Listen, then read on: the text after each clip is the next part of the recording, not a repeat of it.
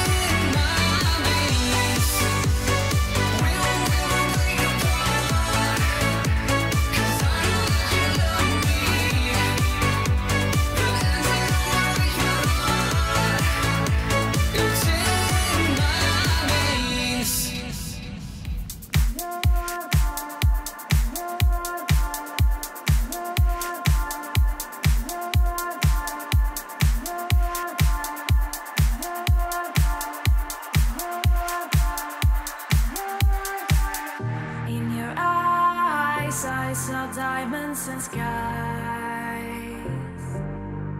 and I did all for you, 'cause you wanted me to. In your eyes I saw diamonds and skies, and I did all for you, 'cause you wanted me to.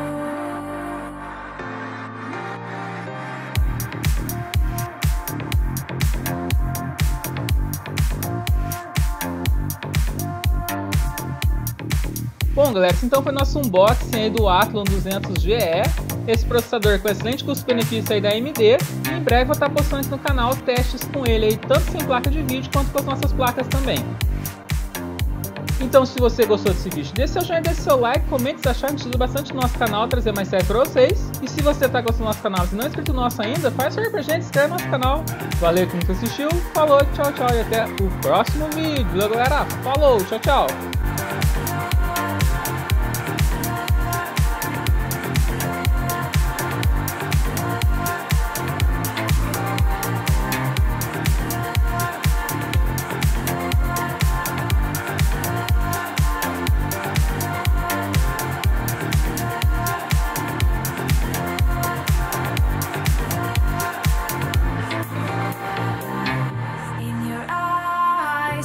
saw diamonds and skies,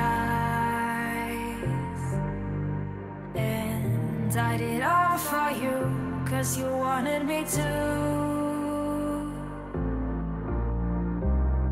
In your eyes I saw diamonds and skies,